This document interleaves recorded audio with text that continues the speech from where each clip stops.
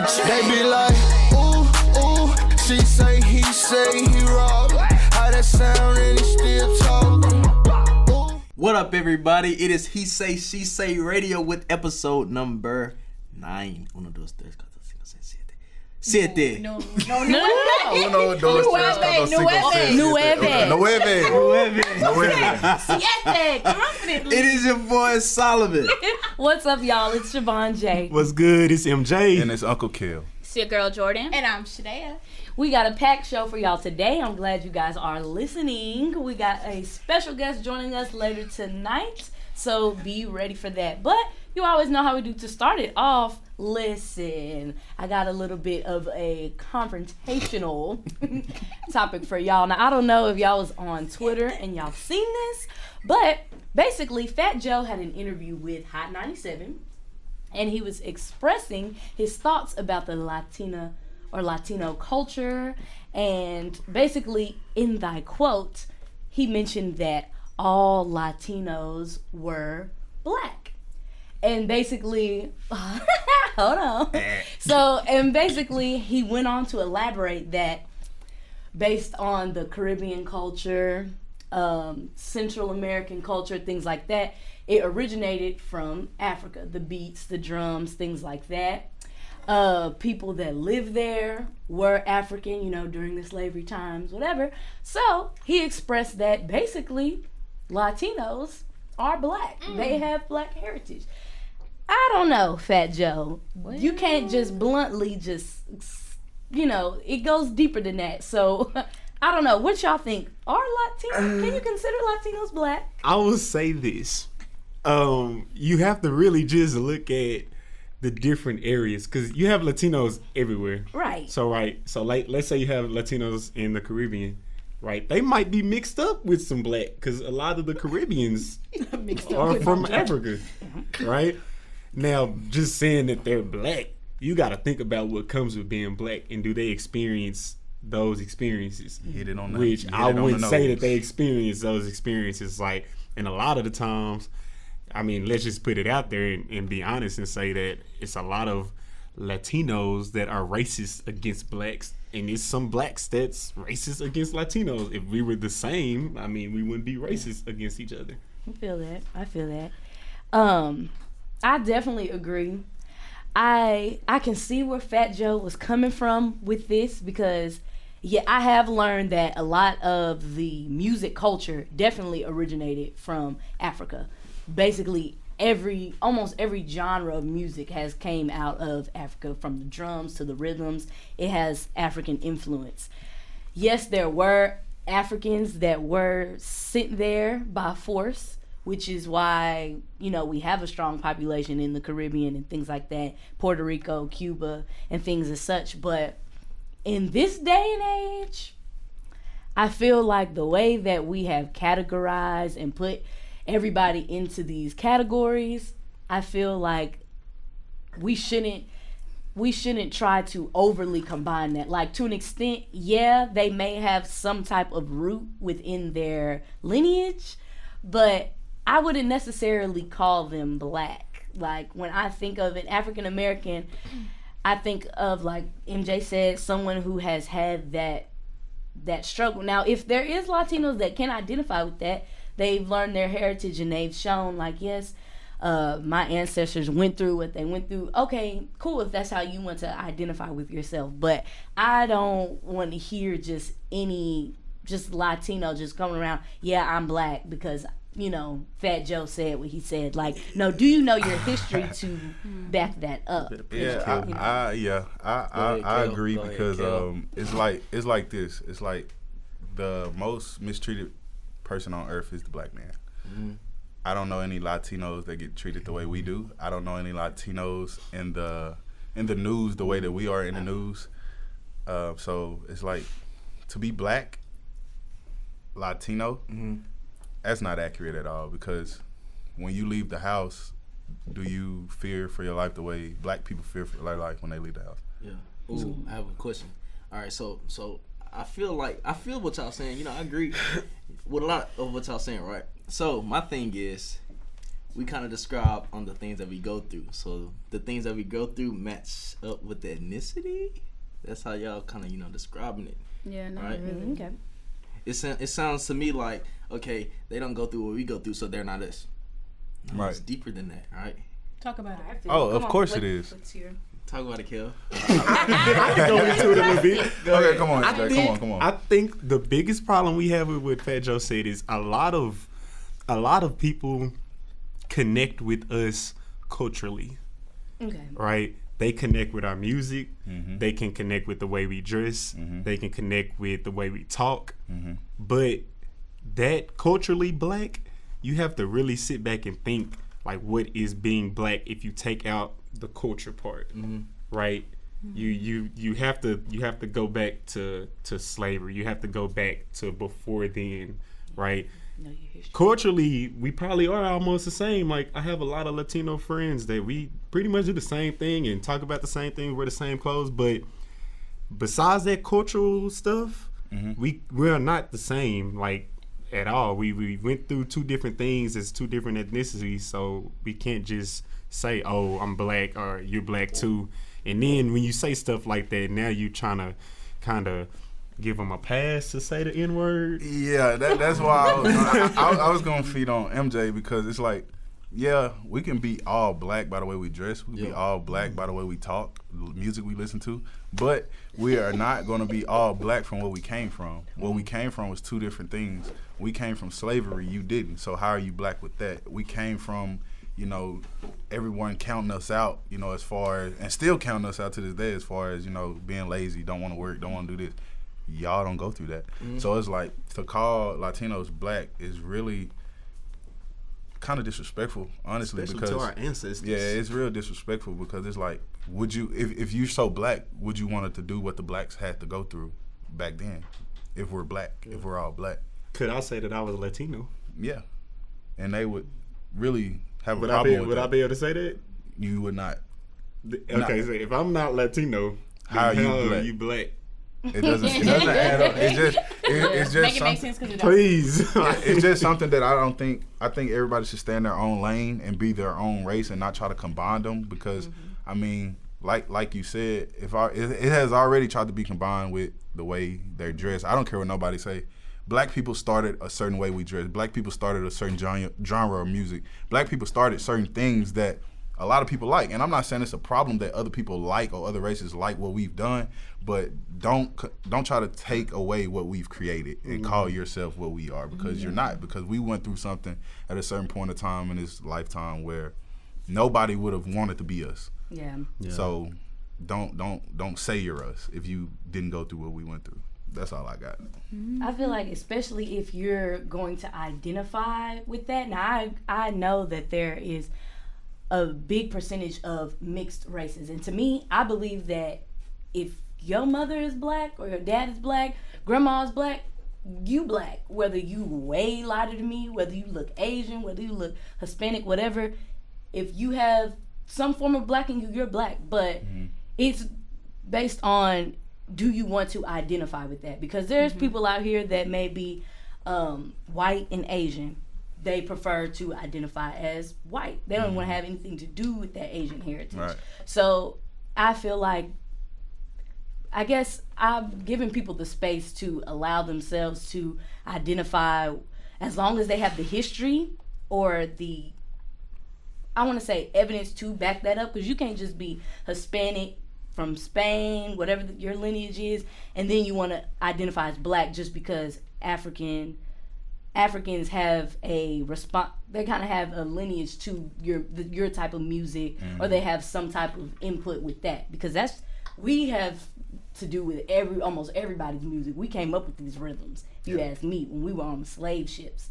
But in terms of Fat Joe, I can see what he was trying to get at, but I just feel like in this day and age, you have to kind of look a little deeper with that. Like, everybody Consider the whole My mama generation. not from 19 whatever till now. We talking Yeah. about from day one to right now. My mama How always are you say, black? everybody want to be black till it's time to be Till- black. right. Yeah, till it's time to do If it. you don't want to go through the struggle, then like, no, I get, maybe you do have some ancestors that originated from Africa, but hey, that's like way down the line. You can even say that for black people. There's a high percentage that almost every African American has white in them, based on the amount of rapes that took place during slavery. Oh yeah, for sure.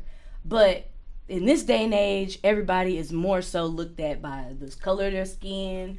They're already stereotyped and characterized. So if you're gonna identify with something the way things are now in this society, you're gonna have to come with some facts. You're gonna have to back it up, because we don't have time for you to be here, oh, I want to be black, and then you're over here like, oh, no, I don't have anything to do with the problems. I just want the lifestyle. I just Right. want this. Yeah, we can't have that. We need that evidence. And this into 2019, yeah, can't do it I definitely feel that. at all. Well, yeah, y'all tell us what y'all think about Mr. Fat Joe saying everybody black or Someone said- Latinos black. Or, Someone said Latinos are from the African American descent. African American descent? African American. I mean, first of all, you can't be from the African American descent. You can be from He Africa. ain't even from the African Yeah, American. nobody's from the African American descent. That's not a Yeah. descent. Like, And I mean, Just like we're. so yeah. hopefully they're in Who college. said that? We'll Let me stay see. in college Look at them like because that. nah, I know what they meant, but like, I think just if that's Fat the case, Joe, everybody he can't is. speak for everybody, because there's a lot of Latinos who don't identify as black at all. You know, they know their Yes, heritage. African. A lot of them came from Spain, you know, which was conquered by like white countries or you know, different stuff like that. So I didn't do so well in it. I mean, that's pretty much all I gotta say on it. Like, it's cool to like identify and, you know, but Yep. Because if If you you ain't have it, went you through this- have it. Yeah. Applaud that. I am Latino. I am black. We love that. African. He meant African descent. We're in a day. We're in a culture where there's mixed cultures, like I said. tell her So to go to sleep. that is what I it is. would but say not like everybody. if that's the case, everybody is of somewhat African descent. Literally, the first people on Earth are from Africa, so This is true. everybody would be of African descent. The human race did originate from Africa. This kind of Not saying they remind were me of that Africans, lady but- that she Afro-Latino? identifies as black. She, Oh, white lady Rachel- got the yeah. Mm-hmm. At any point, can we just like identify as something? Like, I'm white today. Like, if I want to go get a car loan, I just wake up white. I don't That's think not the that world works. we live in. No, Sadly, I don't work like that. It's just not. There's so many eyes, so many fingers pointing at us. That's not the world we live in. So Sorry, we really gotta Michael come. Jackson, but it's not happening. But if you if you want to know, definitely go back in your history. Like, not knocking that at all. Like, but there's some that are and there's some that's not. Any Joe who. Anyway, so I have a question that I need a lot of information on. Oh, here go the good part. Yeah. So during my lifetime, you know, everybody can admit we're not perfect, we're not this, we're not that. Yeah. True. So when you can admit to not being perfect, when you can admit to that you make mistakes and stuff like that, I mean, you want people to kind of, you know, forgive you for it and, Yeah. you know, move past it, right? Yeah. But why is it that a lot of us, and I say us because I'm a part of the whole thing too, why do we have problems telling people that we forgive them or forgiving people for what they've done or the mistakes that they've made when we've already identified that we do it and it's something that we've been guilty of, but when somebody else do it, it's a huge problem. Why is that? Ooh, that's a good one. We're hypocrites. Pride. Your pride could be in the way, and also we don't put ourselves in other people's shoes. True. So we just don't. think about how it affects us, and well, I can't ever forget them. But then you start to think like, dang, well, I did a lot, and they forgave me for certain stuff. Might not have been them specifically, but somebody forgave you for something that you did to them. Sure. But in the back of our head, it affected us so much, or it might have hurt our feelings a lot, to where we're like, I never forget him. Yeah, you're never gonna move on. And then on top of that, I thought about this too. It's like, you know, say for instance, you do something to Solomon, and Solomon says, well, I'll never forgive MJ for that. it's easy for me to say, Solomon, all you got to do is blah, blah, blah. All you got to do is forgive him. All you got to do is this. All you got to do is that. But then let's say something happens in reverse, and I'm like, you know what? I ain't never forgiven. But I just told Solomon that he needs to. But why I can't? Hypocrite. Sometimes we ask people to do stuff that we can't even do ourselves, right? And especially when it comes to this whole, especially when it comes to this whole forgiveness thing. So I find it that we as people tend to have a hard time with getting over ourselves, right? And so that has a lot to do with the pride that we hold due to the fact that we didn't get things, in our favor and stuff like that. So we fail, and then we fail and have a hard time to giving people stuff. Hold on. We have a hard time.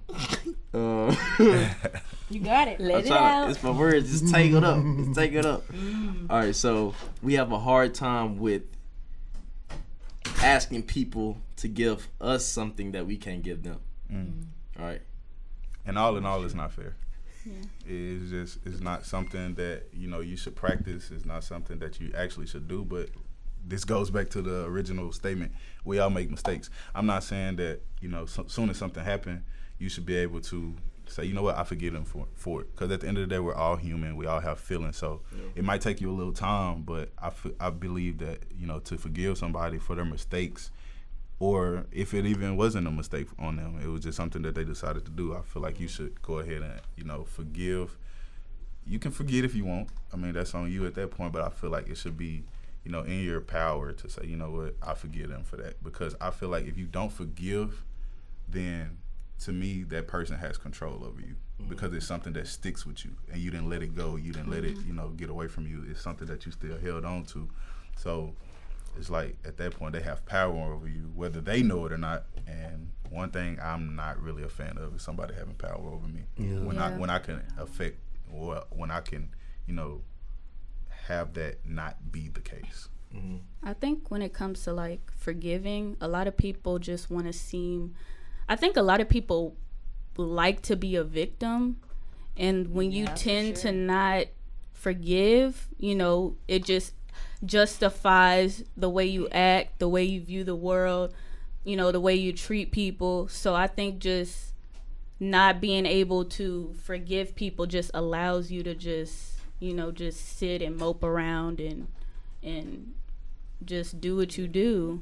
And I think that, like one of the hardest lessons I had to learn is you have to forgive people mainly for yourself, because when you forgive people, that's a release, on yourself. And you're able to move on, and you're able to look at it from a different way to say that, I went through this, but it made me stronger. Next time I know what to do. So I think it's just changing your mindset, and it's really all about maturity and growing. So true. Yeah. I would say, I feel like people have a hard time forgiving because you never think it'll happen to you. And so in the moment that it happens to you, it's like this newfound maybe hurt or anger is starting to build up. And so especially if it's somebody that you maybe say love or that's close to you, it's like, wow, somebody you would never expect. Somebody you would never expect has done something, and now you're expected to forgive them. Oh no. So I feel like that has a lot to play out. And then like Jordan was saying, once you've grown and thought about it, it's like, you know what, for the betterment of myself, I have to forgive them, although it hurts, and I have to let that pride aside and be like, you know what. Yeah. And I think one of the hardest lessons to learn about forgiving is that a lot of the times when you forgive someone, you're never going to really have an answer as to why they did it to you. A lot of people you want to know why would you do this to me? And a lot of the times you're never going to have the answer, And so you just have to be able to, without that closure, just learn how to forgive and move on for your own sake, so you don't have a bitter heart and angry. So, but like Sadell was saying, it comes from thinking that this person should have never did that to me. I would have never thought that would be this person to do this right here. But that goes back to something that I kind of live by. Everybody's human. whether it's your mama, your daddy, your girlfriend, your brother. Everybody is human, so you can't really expect for them not to do whatever it is that they did to you, because, like I said, everybody's human. Everybody makes mistakes. Of course, yeah, it'll probably raise an eyebrow. That was like, whoa, my mama did that. Yeah. My brother did that. So it's just like, if you think about everybody being human and think about that everybody's capable of everything, especially towards you, it'll kind of make you calm down a little bit and say, you know what, let me try to forgive them for doing this, because yeah, it's my mama, yeah, it's my girlfriend, yeah, it's my daddy, but they're human. And at the end of the day, that's what it's all about. When I think about your question, I think about like how you said about how you can make the same mistake and not forgive somebody else for that same mistake. The first thing that comes to my head is how some people hate to bring up the relationship thing again, but it's, for some reason, it's just all about self-regulation. Like, okay, you know what you're doing, and now you're upset because he or she is doing that, but you're doing the exact same thing, so why can't you, you know, at that point, you need to be looking at yourself, get yourself together, humble yourself, and then handle that situation. Or if it could be a case of you cheated on this person, all right, y'all over it, whatever, y'all move forward. That person does the same thing, you're mad. Yeah. You did the exact same thing, so you need to have the same candor and the same openness as that person had for you. Because it's not even always like with a relationship. It could be with anything or any type of relationship, I should say. But I've always made it to think about it like this, because I know if anybody in here has been in a relationship, you probably have experienced this, what I'm about to say before. It's like you might do something and your girlfriend or boyfriend, you know, has a problem with it. Before you get mad at them for having a problem with something you did, reverse it and say, okay, if they was to do the same thing that I did, would I have a problem with it? True. And if you would, that's when you say, okay, I understand where you're coming from. I understand, you know, what I've done. You know, apologize, move forward. But if you feel like soulfully that you wouldn't get mad at them for doing what they did, then that's when you break it down to them like, hey, if I was to do this or if you was to do this, it really wouldn't, you know, make me feel whatever type of way that you feel. So I think that's one way to look at it too. You must forgive. You must forgive. Well, like I said, we do have a special guest joining us tonight, and we are so excited to have her. Today joining us is the lovely Miss Marian Mekhail. She is a Dallas artist. She is locally here. Amazing work from what I have seen. She is definitely extraordinary. She was named one of the top female creatives in Dallas. She has been featured in multiple shows around the city, and she's published her own children's book, and she has just been an all-around creator, definitely an inspiration to artists and creators locally and around the country, and she's a great representation. So joining us is the lovely Marian Mekhail. Yes. That's wonderful. Yes. Join us. Hi. How you doing? Good. And she has on a lovely outfit right now. Y'all can see her. Thank you, guys. Well, she has a show coming up. So, Marian, would you like to tell us a little bit more about that? Yes, absolutely. So, hi, my name is Marian Mekhail. As mentioned, I am a local artist here in Dallas. I am debuting my first completely solo exhibition this Saturday, September 28th from 7 to 11 p.m. I have done many shows here in Dallas, but this is my first solo production, meaning my venue, my bartenders, my DJ, my artwork, my merch, my everything. So it's a big deal. The show is called Queendom, and the reason why I decided on Queendom is because, I might get deep on y'all for a quick second. Oh, no, go ahead, please go ahead. I was an operations manager for a physician staffing firm for nearly 7 years, and for the last 3.5, I had been working at a firm where I felt like I was working in a frat house. Where, to be quite frank, I was working with overprivileged, misogynistic white men. And I constantly had to hear comments, remarks, jokes that I felt were just highly inappropriate, and whether it be about race or about gender. And concurrently, I was trying to leave the corporate world. And so I was taking commission order after commission order after commission order. And I found that, which is totally fine, and I'm so grateful for those clients, I found that majority of my clientele was men, and NFL players, NBA players, rappers, you name it. But I found that my female presence wasn't there, which is ironic because my favorite subject matter to paint is women. I love to paint a female figure. I love to paint a woman's face because I find that a woman can express emotion better in their face. I find that a woman's body is beautiful. I'm straight. I don't know about y'all. But I find that a woman's body is beautiful. No a man's body is utilitarian in a way, and I find that a woman's. So I said to myself, all right, well, I built my clientele, I built my resources, I built my finances to be able to leave the corporate world. So I am a full-time artist as of Valentine's Day this year. Come on. Thank you. Yep. All right. And I decided that what better way to make a big debut than to represent for women, not just women of color. And what frustrated me the most at my job is that I look ambiguous. Maybe she's white, maybe she's Hispanic, maybe we don't really know. When my hair is curly, it's like we don't really know what she is. I'm Egyptian, and I just felt like, I don't think that women of color get their just due. And so that's why I'm doing this show.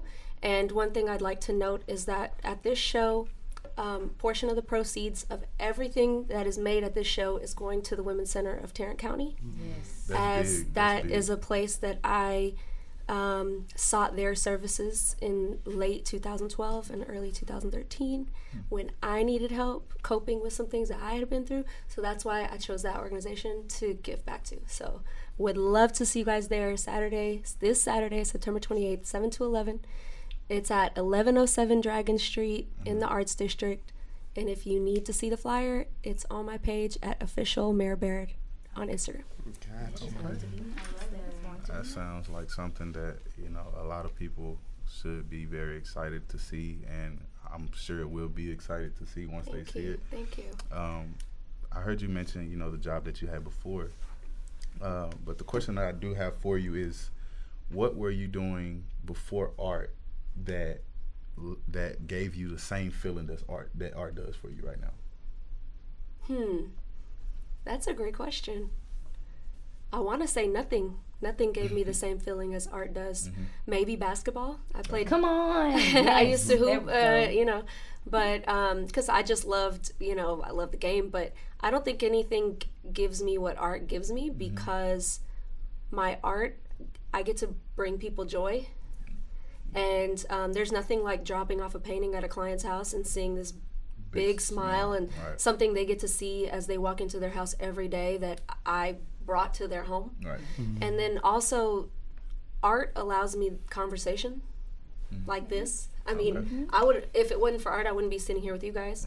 And growing up, I've never held back on an opinion. I will always give my opinion if asked, because I'm a Virgo. I'm kind of, can be kind of critical maybe, I don't know.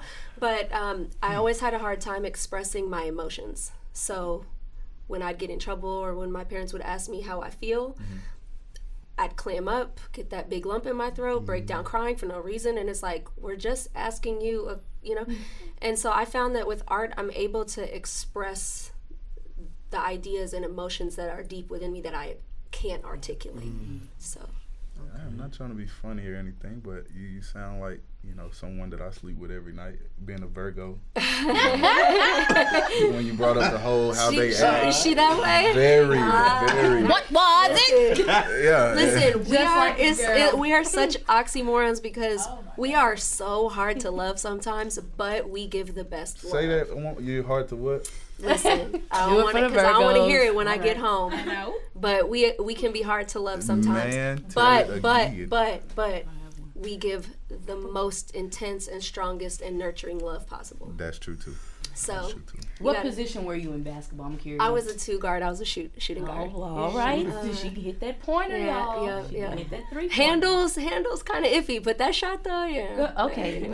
All right. So my question, what keeps you motivated, like being a creative, being an artist? I know a lot of times, a lot of people go into the corporate industry as in, like, you know, you're going to have a set pay, you're going to have this much amount of money, you know what you're going to make. But being a creative is kind of more like where you have to push yourself. You're basically an entrepreneur. What keeps you motivated every day? And, well, it's a 2-part question. So that's the first one. And the second one is, what basically, how do I want to put this?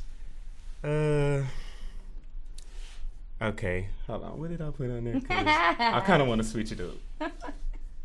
Yeah. I don't want to say goals, but yeah, we'll go with goals. What are your goals, like long-term goals as far as art also? Ooh, okay. So what motivates me, that's tough because if I'm going to be very honest, and I think I can speak for nearly every artist out there, we're not always motivated. We're not. We go through these phases of, oh my gosh, I have all this energy and all these ideas, and I'm up until 4 a.m., 5 a.m., all-nighters, back to back to back, because I'm so inspired. And then we go through periods where it's like, hell no, I'm not doing this right now. I don't have it in me. Like, I'm drained. I don't have that creative juice. I've been drained of it, whatever the case may be. So I do go through phases, I would say, weeks at a time. Sometimes it's days, sometimes it's weeks, sometimes it's months, where I'm like, go. I got this. I have this idea, and then I'm gonna put this out, and then I'm gonna do, and then there's times where I'm like, nah. I'm just chill. But I think ultimately, to answer your question, what keeps you motivated as a creator is, I feel like it's an artist's responsibility to speak on what's going on around us in our world, you know, and to add another layer to that, without art in this world, and everyone is maybe thinking in the traditional sense of a painting or a drawing, but you have to look at art in every facet. Fashion is an art, music is an art, drama is an art. The graphics that you see on the food we eat, Captain Crunch cereal box, it's art. Like, I mean, if we're, you know, somebody had to sit and design Captain Crunch. Like, so I think it's our responsibility to constantly push what issues we're being faced with, and I think that alone keeps you motivated to, you know, well, what message am I giving across? Is it that I'm just gonna do some cool pop art, or is it that I'm gonna have something with a message to it, or is it that I'm gonna do both? And there's nothing wrong with either one. Goals, man. You know, I could give the like traditional answer of like, oh, you know, I really want to show at Art Basel one day. I don't know if y'all know, you know, Art Basel is one of the biggest art events, art festivals in the nation, really almost in the world, every year in Miami. Yes, I would love that. But ultimately, I think my goal as somebody who's very spiritual and a Christian, that's what I identify with, is my goal is to push people towards their purpose, because I knew what it felt like to not live in my purpose, and I felt so discouraged, depressed. Yeah. And so I think, you know, I'm not the type that's gonna like, and I don't think anybody should do that, because I think that's the worst approach, but I'm not gonna be the type that's gonna go up and be like, did you know that Jesus Christ is your Lord and Savior? Like, that's not what I'm gonna do. So art allows me the voice to be able to start a conversation just about the art, and then if it gets to that point, I can say, hey, look, this happens to be my gift, and maybe I have a few others, but this is the one I decide. You have a gift. We all have a gift. Whether it be cut hair, whether it be cut grass, like, we all have a gift. And so what are you doing to be fruitful and multiply? That's my goal, is to just talk to as many people as I can about encouraging them to, you know, live in their purpose. I like that. Yeah. I like that. Yeah, that is definitely important. And just to elaborate on everything that you said, like, I totally identify with you 100% on that, being an artist, and you just don't want to, because I'm a personal artist myself, and there are times when I'll just sketch or paint for myself, and people are like, oh, let me buy that, or can you make some more? And I'm just like, no. Right. Like, I'm tired. I don't really feel like it. Right. But, so that's something that is definitely a real But when your thing. bills are knocking, you got to be like, all right. You have to go for it. You have to go for it. Right. So I noticed that you have, like I said earlier, you featured in many art shows. And there was one in particular that you did where you were there with a lot of different organizations, especially pertaining to children. Mm-hmm. And you also wrote a children's book as well. So I wanted to know, like, in your mind, how do you think that pertaining to the youth, how does art stimulate them and get them to use their voices as they get older and as they grow into this world? Definitely. One thing I do want to clarify is the children's book, I did not write it, I illustrated it. Oh. So I want to make sure that the author gets credit. Wonderful author. Her name is Athena Lamb. She goes by Tanny Lamb. She wrote the book. She reached out to me to illustrate it, and I illustrated it. So I want to make sure that's covered. As far as the youth, I actually work with an organization called May, M-A-Y, is mentoring Arlington youth through a gentleman named Tarek McGuire. He started this program in middle schools around Arlington, and I go in, when they ask me to come in, and I do art programs with them. And what I found is that, and I think any educator, anybody would agree, that art hits kids in a different space. Mm-hmm. It teaches you to collaborate. Mm-hmm. It teaches you problem solving. It teaches you patience, creativity and perseverance. And sometimes you got to sit and wait for some paint to dry. And that teaches you to, hey, so what's my next step? Once that paint is dried, where do I want to go with it now? I think art is so important in our youth today as well, because they are kind of going through it. I feel like our younger generation is just, there's a lot going on right now in our society with gun violence, and they're not even sure what they're facing at school when they wake up in the morning. And I mean, art is one of the best therapies there is. It's just very therapeutic, and I think it's so important for schools to make sure that they're funding art programs for these kids. Definitely being creative, because I know that is a way for them to escape. I know when I was a kid, that was my way to escape. I couldn't always put things on paper. I couldn't always speak about it, but definitely you can see a lot of emotion and expression through a painting or through a sketch. So I 100% agree. Yeah, you'd be surprised the stuff they start putting out on these, sheets of paper or canvases. You're like, you drew that? Yeah. For sure. Yeah. All right, so I got about 2 questions for you. Sure. So the first question is, being a creative, do you find it's hard for people to take what you do seriously? Yes and no. I'll start with no, because I think when people see talent, they recognize it. Point blank. And I happen to think that I'm talented. There you go. And I would say yes, sometimes they don't take it seriously because of the outward appearance, because I'm a woman who, some may or may not find attractive. I get all kind of DMs or messages or whatever it may be, where they're saying they want to buy a piece, but really it's just to start a conversation, and they're not taking what it is I'm doing seriously. Like, don't play and waste my time and have me go through all of this back and forth about sizing and materials and delivery and this and that, and then it's like, okay, well, so when can I take you out? And it's like, wait, Actually, you can. Right? So have a nice day.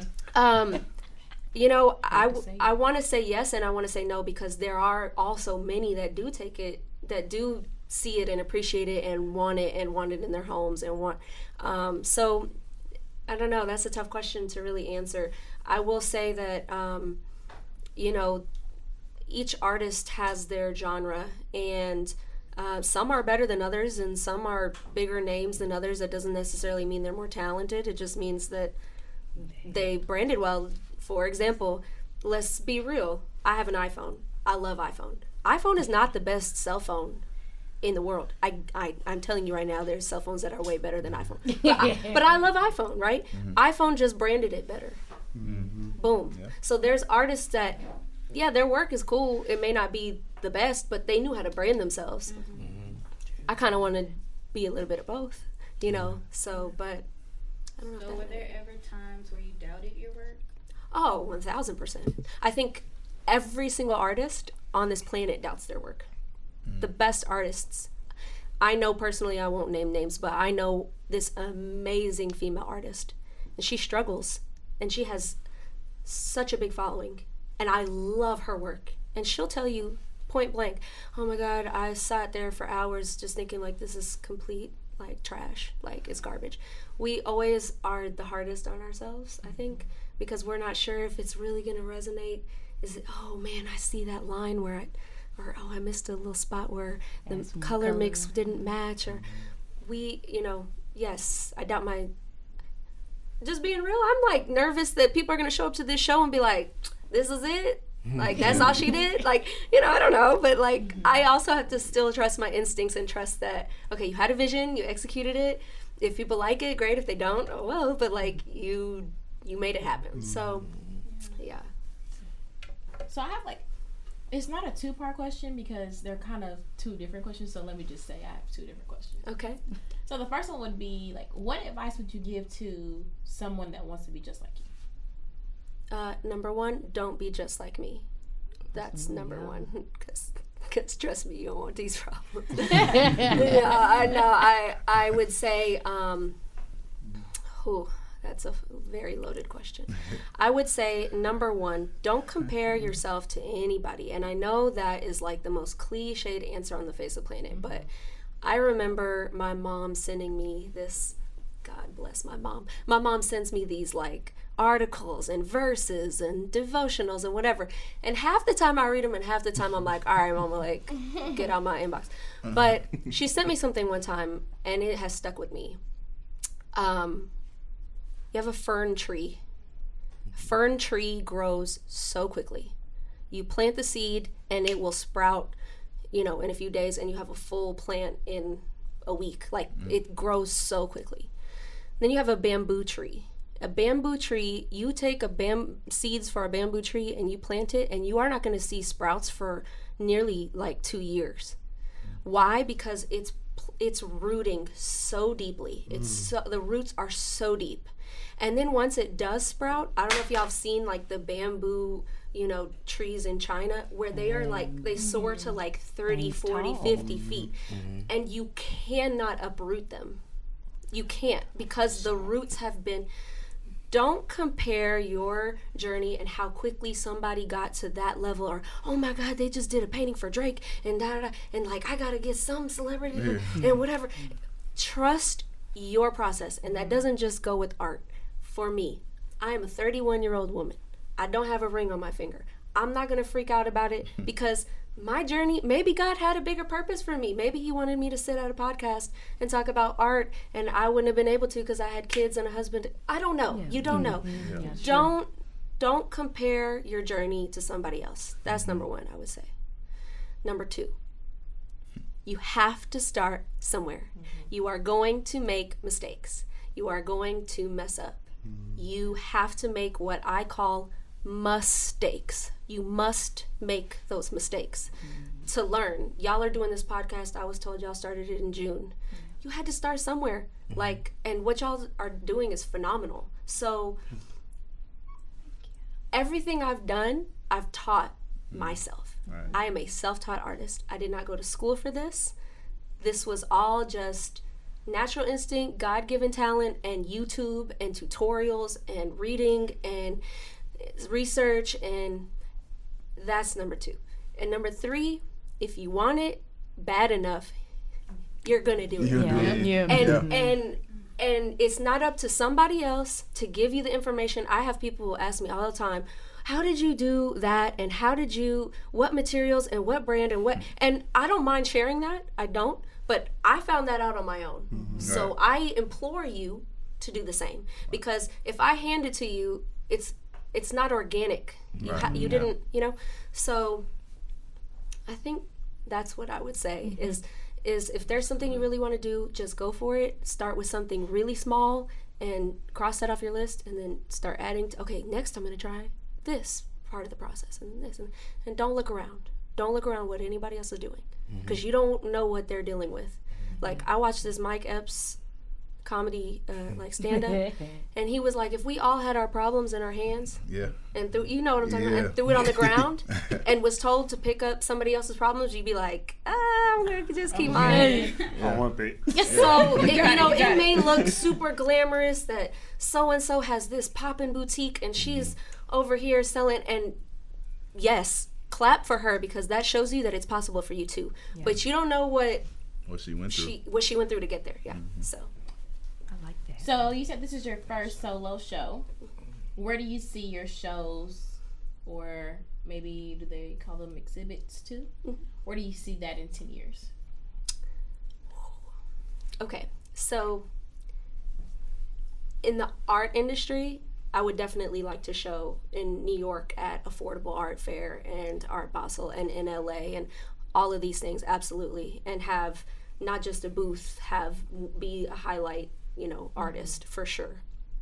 But TD Jakes said something one time that really resonated with me. I don't want to have a period after my name. I want commas. I don't want it to just be Marian Mekhail, artist, period.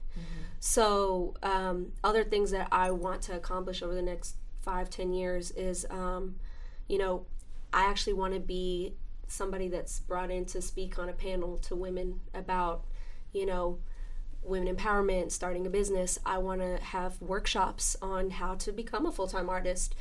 I want to continue pushing this staging.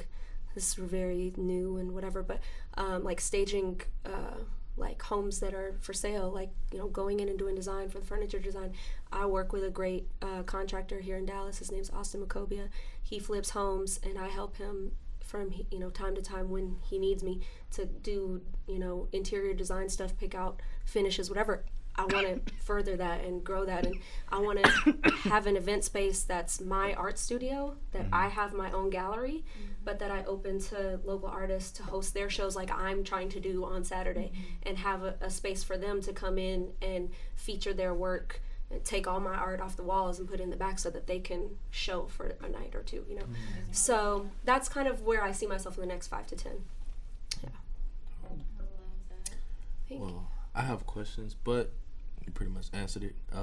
It was pretty much, at what moment in your life did you find that, okay, this is exactly what I'm supposed to do, and this is exactly what I'm called to do for others? Okay, so I've always been artsy, artistic, crafty, maybe you would call it, growing up. But when I was 13, my dad asked me to go upstairs and get his drawings. He studied architecture. And back then there was no what's now AutoCAD. It's the software that architects use to create blueprints and whatever. So everything was by hand. So he asked me to go get these sketches, and I was blown away by his accuracy, sharpness. So that's where I think I get my technical skill from, is from my dad. And so I was so floored, and I said, well, I want to kind of do that and play with that. So he had this drawing table, his old architecture drawing table, because then he moved on to become a civil engineer. And at 13, I used to sit at his drawing table and use his old supplies and draw my favorite basketball players. That was what I first started doing. So I was drawing, Allen Iverson and Chris Webber and Mike Bibby and just D Wade, whoever, drawing their portraits. And then my freshman year of high school, you had to pick an elective. And so, drama, choir, art, whatever. So I picked art. And the art teacher had this wooden model, those little you can position them. Yeah. And she put it in the center of a circular table, just like a big table. And she said, draw the figure from your angle and then just do a cool background. So I just got to work. And as I was going, I was looking at my peers, and I was like, oh, I'm actually kind of good at this. You don't really know until. And so I think she recognized that in me, and she took me under her wing, and I did a few art shows, state art competitions with her, going down to Austin and featuring my work in Austin, Texas. And then upon graduation, I had a half scholarship for basketball, but I got a full academic scholarship at UTA. And so my Egyptian parents said, there's no way you're taking a half scholarship to go play basketball. You're going to take the full one so that we don't, like, of course. And, and so I said, okay, I want to study art. And they're like, huh, you're not wasting a scholarship on art. Like, pick something else. So I picked exercise science because that was my next, made sense since I was into basketball and sports and whatnot. But I used to sit in class and just draw and doodle and take requests from classmates. And I graduated in 2010. And then, 2.5 years later, I was commissioned for my first painting by an ex. And my ex asked me to paint him a skyline of Dallas, and so I did. And then I did my first art show in 2013 ever. It was which is unreal. My first art show was at the gallery at the Fairmount Hotel in Dallas. That's like, who does that? But it was because this guy saw my work on Instagram and was like, come on. So I had like 4 or 5 paintings. I didn't sell anything, it was just like my first show. And then from there, I was wishy-washy with it. Sometimes I was doing art, sometimes I wasn't. But I truly believe it wasn't until God put me in the most uncomfortable workplace that I was like, oh my God, okay, what are we doing to get out of here? Like, what are we doing? Yeah. And I wasn't pleased with my financial situation at that time. I don't mind talking numbers. Yeah. I don't mind throwing out money, numbers to people, like, because I feel like our community gets scared to talk about where we really are at financially. Yeah. So I'm about to. I started that job with $1,100 in my bank account, freaking out. I don't know how I'm gonna pay for this new apartment that I'm in. I had to move to a new apartment closer to my job, whatnot. I was like, all right, well, you're just gonna either get a part-time job elsewhere or you're gonna push this art thing. So I did. I used to work, it was a startup company.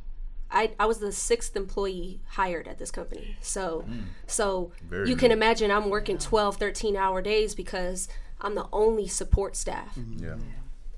I would get off at work from 7 to 7, get off around 7, get home, make a meal, walk my dog, maybe get a workout in, try to work out at lunch. From 9 p.m. till 2 a.m. every night I would paint. Every night. Pushing the clientele, right? That's why I have gray hairs at 30. And I left that job.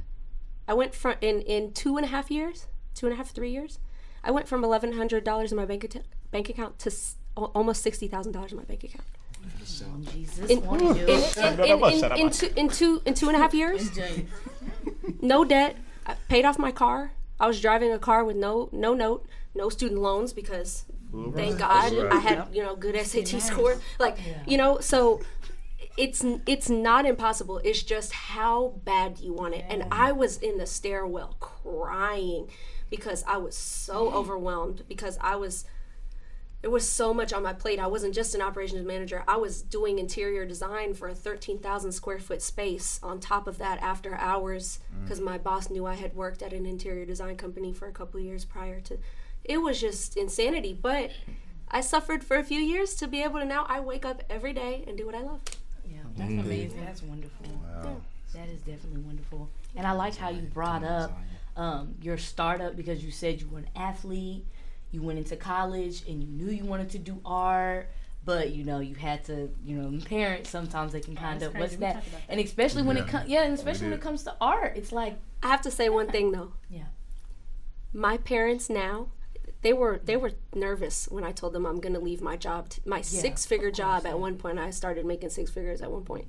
I'm going to leave that to be an art. And they were terrified. And now my parents are my biggest fans, my biggest supporters. They're going to be front row at my show. Like they're asking me, you know what you should do, Marian? You should do greeting cards. And you should do, and have you thought about, now it's like, and I remember 3 weeks before my graduation, my mom goes, Marian, I regret that we discouraged you from doing art as your major because you're really talented at it. I'm like, really, Mama, you gonna tell me this right before I graduate? I go back. But I actually think it's a blessing that I didn't study art because I I feel like I wouldn't be the same artist. Yeah, there's a lot of technical things in it. That's kind of the idea that I had. Yes, Also, it's more natural and more organic. It's not so pressured and you know. And then I find that and this is no knock to anybody that studied art. Please don't take that the wrong way. This is just my journey, my opinion. I find that the people that studied art tend to go towards the more, you know, the galleries and the hoity-toity. And I find that that's not my ideal clientele. My ideal clientele is, you know, regular people that just appreciate good art and, you know, aren't going to say, oh, well, the composition is or whatever. Like, you know, so. Yeah. I understand that. That's great for sure. And for my last question, just what words of encouragement can you say to anyone who probably did go through that? Like, I know I want to do this, but I'm here and I have people telling me, you know, don't do that, because a lot of people will hit you with those numbers. You have to think about the job you're gonna get. You have to think about this. You do. Mm-hmm. I do want to say that entrepreneurship is not for everybody. That's number one. There's nothing wrong. There is nothing wrong with working a regular job or a corporate job. Somebody has to, right? And there are people that are phenomenal at it, and that may actually be where you're called to be, and you don't know how God may use you in that workplace. So let's start with that. But your question was what words of encouragement would you give? I would say that if you can imagine it, and I'm not going to take credit for this because Steve Harvey said this. If you can imagine it in your head, it's possible. You know, somebody was on the phone one day and wanted to go get something out the car, and that cord and they were like, oh, I wish I could just have a cordless phone. And now look at us, we have computers at our fingertips. Somebody was like, you know what, I'm sick of, you know, riding around on this horse. I want a car. You know, like, I want to make a car. Or, you know what, I'm sick of riding this car. I want an airplane. And people were like, what are you thinking? There's no way. If you can imagine it, I think it's possible. You know, I can imagine selling a painting for whatever dollar amount, you know. If I can imagine it, it's possible. So I think that would be my word of encouragement, is that if it's in your heart, if it's on your mind, just try it out. If it don't work, it don't work. But like, trial and error. Yeah, just try it out and see, you know. Those are definitely great words of encouragement, and I like how you answer all of the questions. I hope that everyone can get something from your message, because you seem very wise and very into everything that you do. Thank you. And you are a great inspiration to the youth, to women, to artists, to everyone. So I just advise you to just keep that up.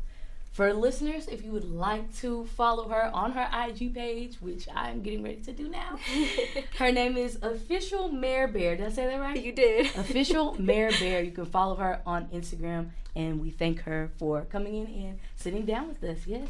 Thank you guys so much for having me. I'm honored as y'all's first guest. I appreciate you guys. Thank you. Always. Well, that is what we have for today. That's what we have for you guys. So be sure that you check us out on all our streaming podcasts, SoundCloud, everything. Yes. See you later.